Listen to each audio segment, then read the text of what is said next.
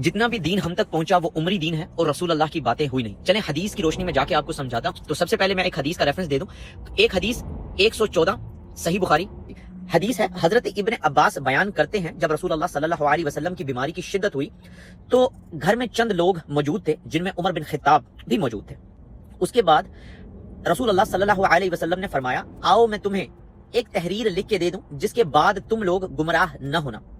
حضرت عمر نے کہا بالکل واضح الفاظ ہیں مگر ہمارے علماء کرام ہم سے یہ الفاظ چھپاتے ہیں نہ جانے کیوں, کیونکہ بہت ساری چیزیں ہمیں انہوں نے بعد میں ہمارے اندر بدعت ڈالی اور ہمارا دین ٹوٹلی بدل دیا.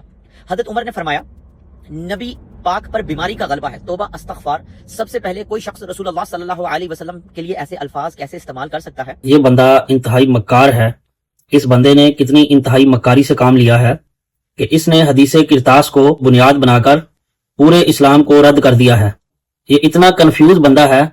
کبھی یہ کہتا ہے کہ رسول اللہ صلی اللہ علیہ وسلم نے نعوذ باللہ یہ دین عیسائیوں اور یہودیوں سے نقل کیا ہے, اور کبھی یہ دین اسلام کو حضرت عمر رضی اللہ عنہ سے جوڑتا ہے.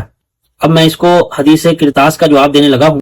اس کا جواب دینے سے پہلے میں ایک مثال سے بات سمجھاتا ہوں اور پھر وہ احادیث مبارکہ پیش کریں گے جن میں اس احادیث مبارکہ کا جواب موجود ہے. آپ کے اگر والد ہیں اور وہ بیمار ہیں اور وہ کہتے ہیں کہ میں بیماری کے باوجود بھی کام کرنا چاہتا ہوں, تو آپ ہمدردی کے تحت کہیں گے کہ بابا جان آپ کام نہ کرو کیونکہ آپ بیمار ہو.